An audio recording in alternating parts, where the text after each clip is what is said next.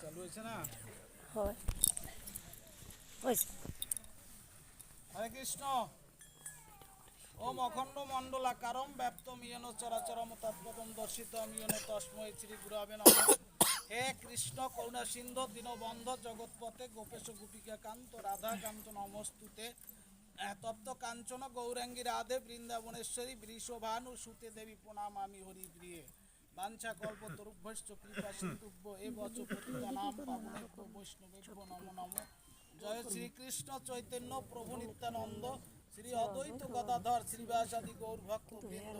হরে কৃষ্ণ কৃষ্ণ কৃষ্ণ হরে হরে, হরে রাম রাম রাম হরে হরে। সমবেত সুধী ভাগবতজন, প্রথম আলোচনা মূলত ঘর সংসার থেকেই শুরু করা উচিত আমি মনে করি।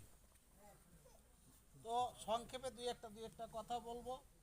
আমরা যারা সংসারে আছি, ভগবানের অপার করুণায় মা বাবার মাধ্যমে আমরা এই জগতে এসেছি। কাজেই আমাদের পাশ্চাত্য মনীষী রাস্কিনের একটা কথা আছে, এই পৃথিবীতে মানুষের তিনটা কর্তব্য। একটা হলো ডিউটি টুয়ার্ডস প্যারেন্টস, আর একটা হলো ডিউটি টুয়ার্ডস ম্যানকাইন্ডস, আর একটা হলো ডিউটি টুয়ার্ডস গড।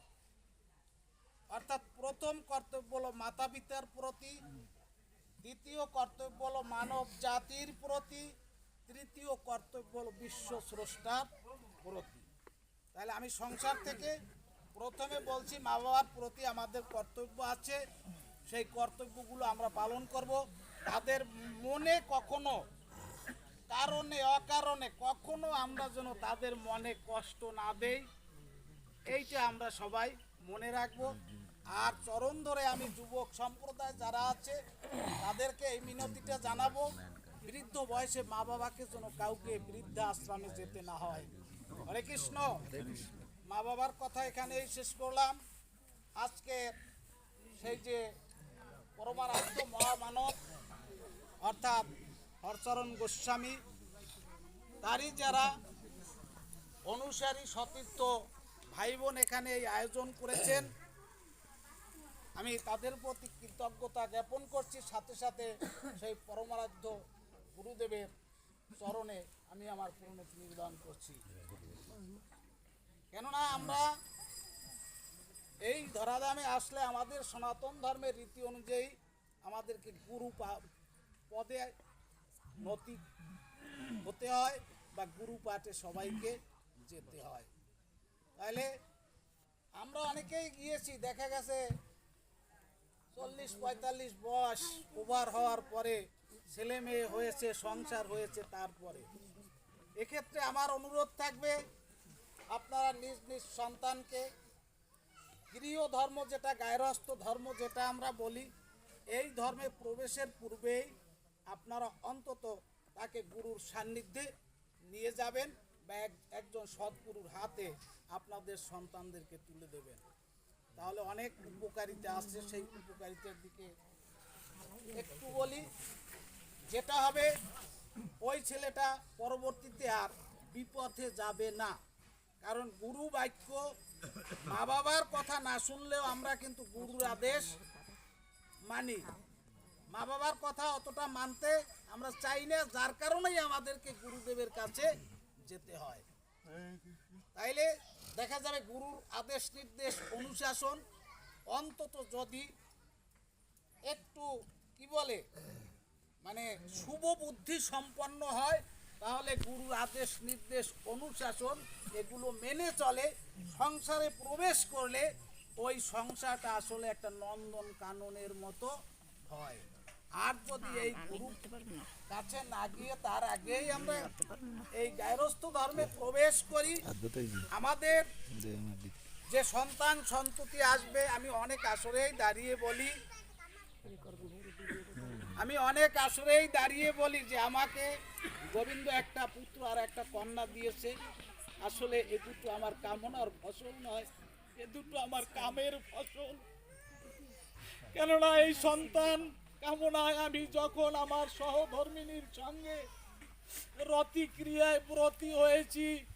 আমি গোবিন্দকে স্মরণ করে নিজে, হে গোবিন্দ, একটা পুত্র সন্তান আসে, আমি আজকের আমার সহধর্মিনীর সাহচর্যে যাচ্ছি, তুমি একটা অন্তত সৎ পুত্র সন্তান আমাকে দিও, যার দ্বারা এই দেশ ও জাতির কল্যাণ হতে পারে, বংশের কি মুখ উজ্জ্বল করতে পারে। এই কামনায় মূলত আমি ব্রতী হইনি।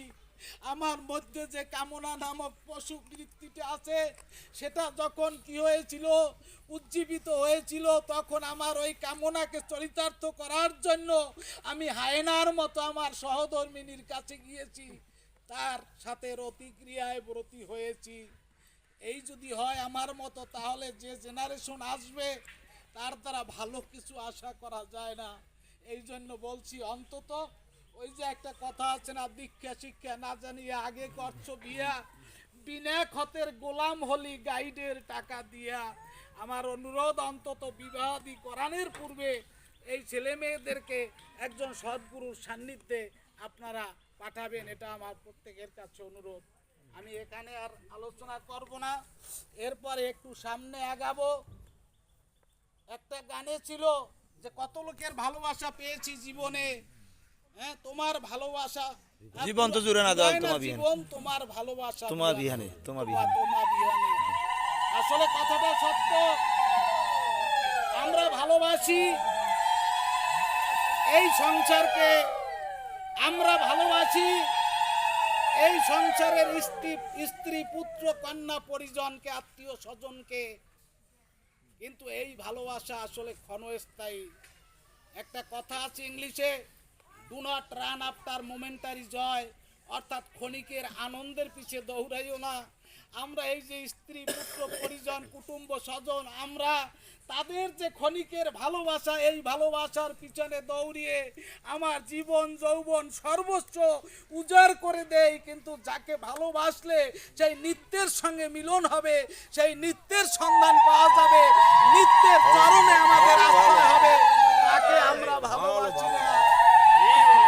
অনুভূতি যখন আছে,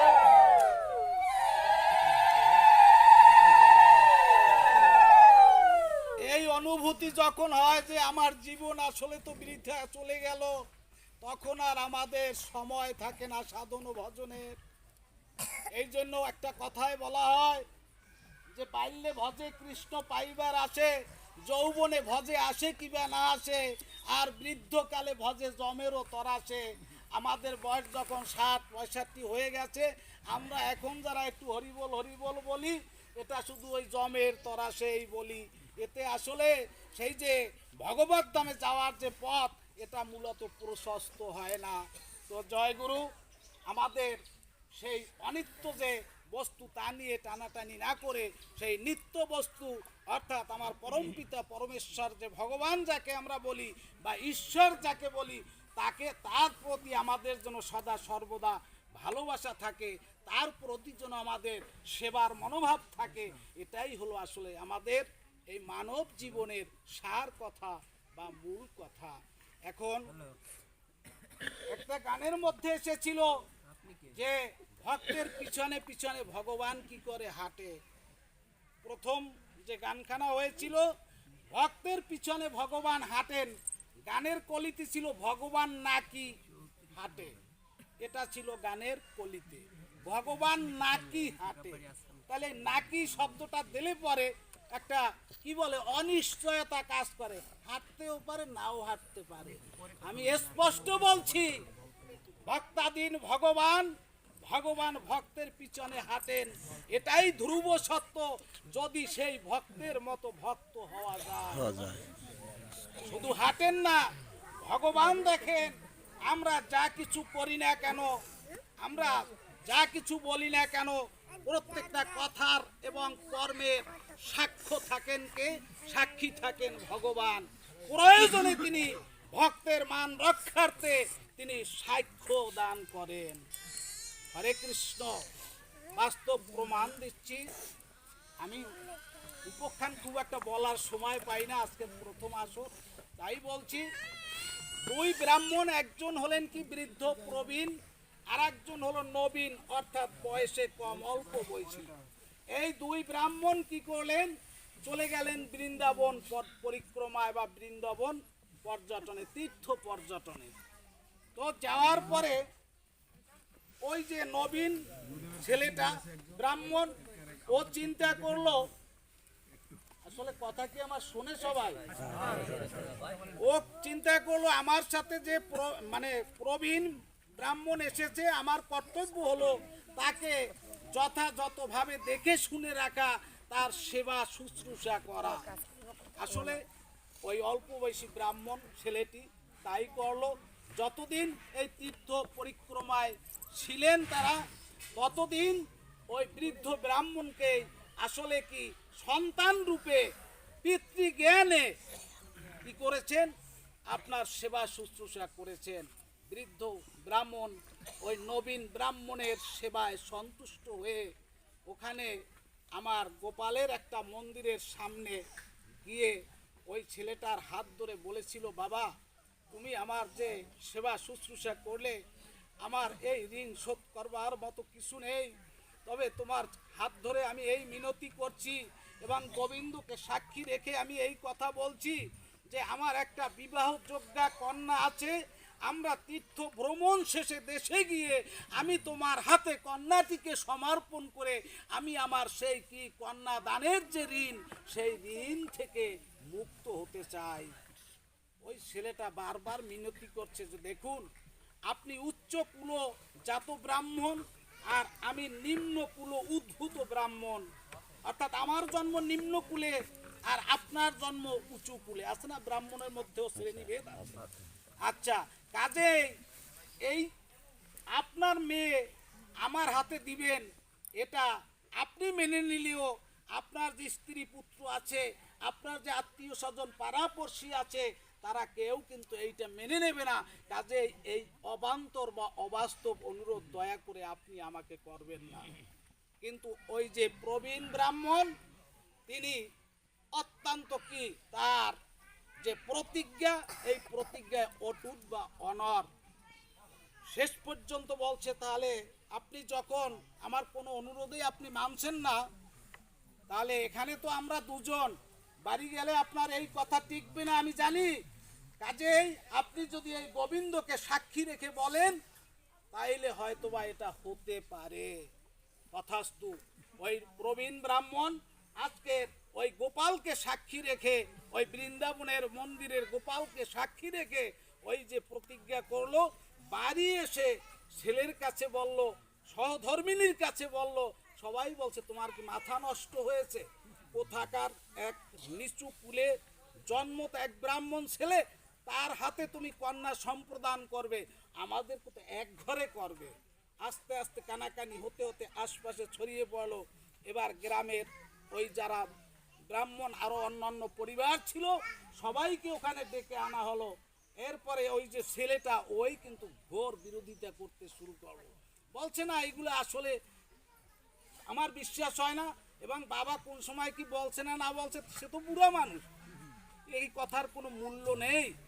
এরপরে কি করছে দেখেন, ওই ছেলেটাকে মারধর পর্যন্ত করছে ওই প্রবীণ ব্রাহ্মণের ছেলে। ওই ছেলেটা অসহায়ের মতো কান্না করছে। পাড়া প্রতিবেশী যারা আসছে, তারা সবাই তো আর কি বলে এক মন মানসিকতার মানুষ নয়, ওর মধ্যে দুই একজন ভালো মানুষ থাকে। আর একজন বৃদ্ধ ব্রাহ্মণ বলছে যে ছেলেটাকে আর প্রহার করো না, আমার একটু বোঝার আছে।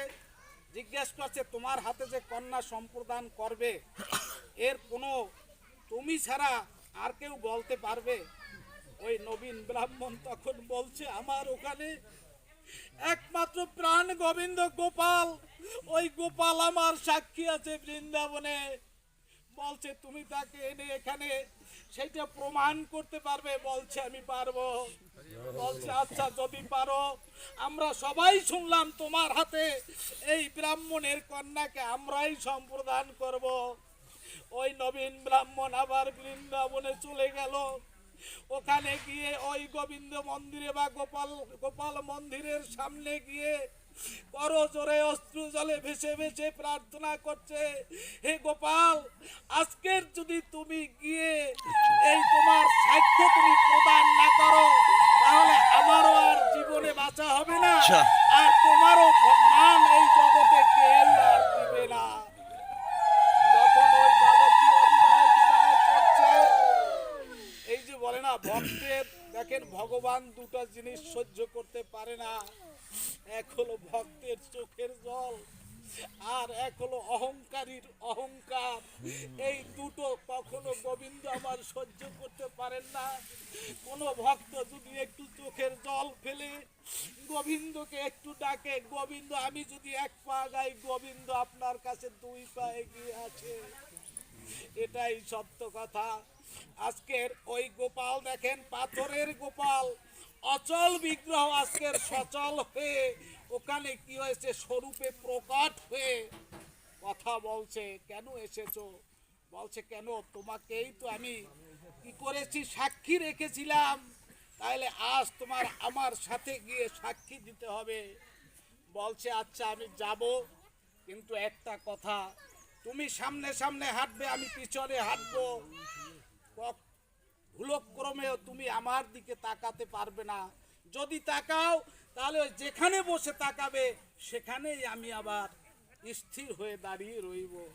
বলছে ঠিক আছে, বুঝলাম তোমার কথা, তবে আমি, তুমি যে আমার পিছনে পিছনে হাঁটছো এটা আমি বুঝবো কি করে? বলছে আমার পায়ের নুপুরের রুনু ঝুনু শব্দে তুমি বুঝতে পারবে যে আমি তোমার পিছনে পিছনে হাঁটছি। এই বলে যখন গোবিন্দ আমার গোপাল কি করছে, মন্দির থেকে স্বরূপে প্রকট হয়ে আজকের ওই নবীন ব্রাহ্মণের পিছনে পিছনে হাঁটছে, আর নবীন ব্রাহ্মণ আমার গোবিন্দের পায়ের নুপুরের যে রুনুঝুনু শব্দ এটা শুনতেছে। যখন একদম কাছাকাছি চলে এসেছে, গ্রামটির নাম হলো বিদ্যানগর পাড়ি, মনে করেন এখান থেকে ওই স্কুল এতটুকু ডিস্টেন্স। চিন্তা করছে কাছেই তো এসেছি, তাহলে একবার জন্মের মতো আমার গোপালের রূপখানা আমি দেখে আমার তাপিত প্রাণকে আমি একবার জুড়িয়ে নেই। যখন ওই নবীন ব্রাহ্মণ পিছনের দিকে তাকিয়েছে, আমার গোপালের ওই যে মানে মৃদু মৃদু ছন্দে হাঁটা, পায়ের তালে হাঁটা, এই হাঁটা বন্ধ করে ওখানে আবার সেই সচল বিগ্রহ অচল হয়ে দাঁড়িয়ে গেছে, আর হাঁটছে না। ওই নবীন ব্রাহ্মণ কি করেছে, গ্রামে গিয়ে সবাইকে খবর দিয়েছে এই তো আমার গোপাল এসেছে, তোমরা দেখে যাও। দল বলে সবাই কি করছে, যে চলো না দেখে আসি। কি বলছে, বৃন্দাবনের গোপাল ঠাকুর আজকে আসছে আমাদের এই বিদ্যানগরে। বলছে হ্যাঁ, আপনাদের যদি বিশ্বাস না হয় চলুন। সবাই আসলেন, এসে দেখে হ্যাঁ সেই পাথরের গোপাল বিগ্রহ ওখানে মুরলীধারী দাঁড়িয়ে রয়েছে। সবাই অবাক হয়ে গেছে। আর কি সাক্ষ্য দেওয়া লাগে বলেন? যার কথায় বৃন্দাবনের আমার গোপাল ঠাকুর বিদ্যানগরে চলে এসেছে, সবাই পড়ে গেছে আমার গোবিন্দের পায়, সবাই পড়ে গেছে ওই নবীন সন্ন্যাস নবীন ব্রাহ্মণের পায়।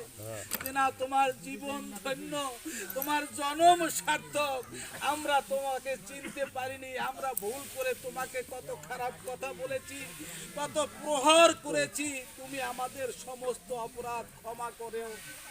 এরপরে কি করলো, ওই বৃদ্ধ ব্রাহ্মণের পুত্র আর যে পরিবার সবাই সম্মতিক্রমে ওর হাতে ওই কন্যাটিকে সম্প্রদান করলো, এবং সেদিন থেকে ওখানে মন্দির প্রতিষ্ঠা হলো বিদ্যানগরে। এবং সেই মন্দিরে যে গোপাল বিগ্রহের সেবা হয়, যে পূজা হয়, সেই মন্দিরটি আজও সাক্ষী গোপাল নামে পরিচিত। হরে কৃষ্ণ। আর আগাবো না, শেষ করো। শেষ কর।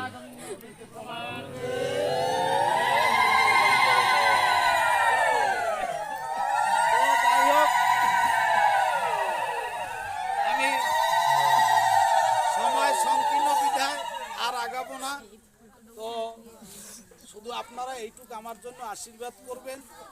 এই জড়জাগতিক কোনো ধন সম্পত্তির আমার অতটা মোহ নেই। কেন বলছি, সারা জীবন চাকরি করেছি, এখনো মাটির ঘরে আমি থাকি, এজন্য আমার কোনো দুঃখ নেই। আপনাদের কাছে প্রত্যেকের চরণে আমার এই একটা মিনতি, ভগবান আমাকে যে কয়দিন এই ধরা ধামে রাখবে, আমি যেন আপনাদের মতো পরম বৈষ্ণবদের একটু সঙ্গ করে একটু চরণ ধুলি নিয়ে শেষের দিনে যেন আমি আমার সেই গোবিন্দের তরণীতে গোবিন্দ যেন আমাকে বৈঠা হাতে পার করে দেয়। আমার জন্য শুধু আপনারা এই প্রার্থনা করবেন, এই বলে আমি আমার আলোচনা শেষ করছি। হরে কৃষ্ণ।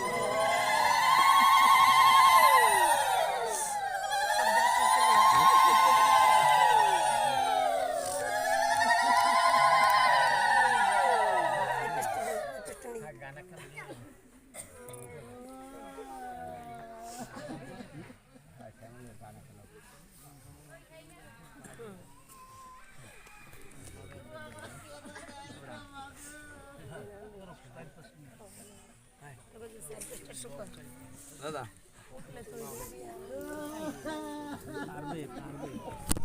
পারবে